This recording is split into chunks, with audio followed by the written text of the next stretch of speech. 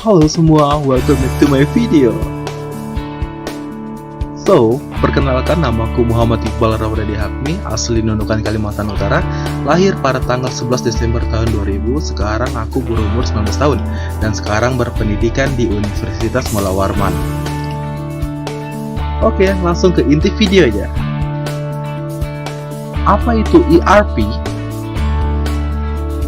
ERP atau Enterprise Resource Planning adalah sistem informasi yang diperuntukkan bagi perusahaan manufaktur maupun jasa yang berperan mengintegrasikan dan mengotomasikan proses bisnis yang berhubungan dengan aspek operasi, produksi, maupun distribusi di perusahaan yang bersangkutan. ERP terdiri dari 3 elemen, yaitu Enterprise atau perusahaan, Resource sumber daya, dan Planning perencanaan. Aku akan menjelaskan sedikit tentang sejarah ERP.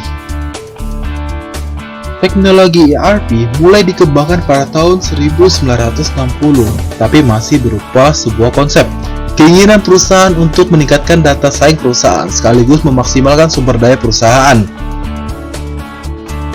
Pada tahun 1970, teknologi ini mempunyai nama MRP atau Material Requirement Planning yang bertujuan memperbaiki layanan kepada pelanggan, meminimisasi inventasi pada inventory, dan memaksimisasi efisiensi operasi. Pada tahun 1980, MRP atau Material Requirement Planning berganti namanya menjadi Manufacturing Resource Planning atau MRP2 dikarenakan cakupan MRP semakin luas. Pada tahun 1990 inilah istilah ERP baru diperkenalkan secara luas oleh Gartner Group. Pada tahun 2000, ERP mengeluarkan versi atau generasi terbarunya, yaitu ERP2 atau biasa dikenal dengan Gold ERP. Manfaat ERP.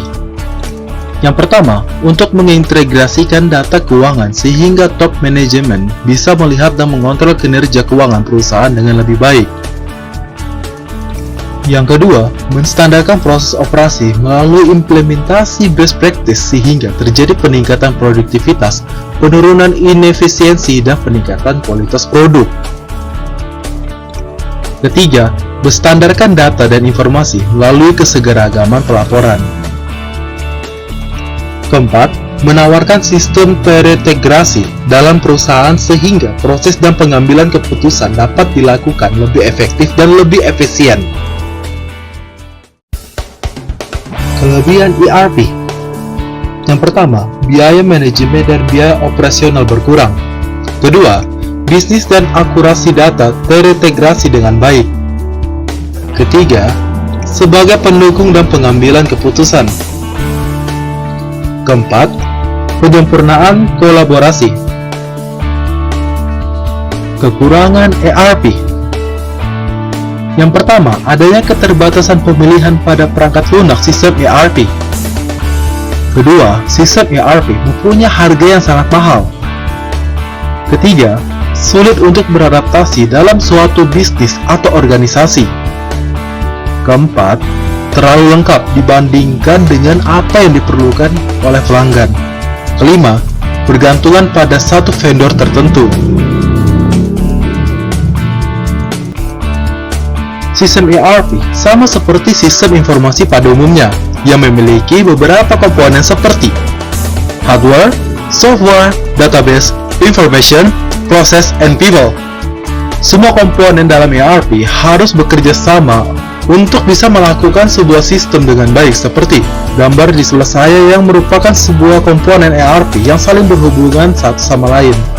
Setiap komponen harus dilapisi dengan tepat dan setiap lapisan harus mendukung efisiensi lapisan lainnya. Pendekatan berlapis juga memberi kemampuan untuk mengubah lapisan tanpa mempengaruhi lapisan lainnya secara signifikan. Beberapa perusahaan Indonesia yang menggunakan aplikasi ERP yaitu Telkomsel, Garuda Indonesia, Semen Indonesia, dan Pertamina. Beberapa software ERP yaitu Odoo ERP, SAP Business One, NetSuite, check in tag, or like account. Oke guys, sekian video hari ini. Thank you.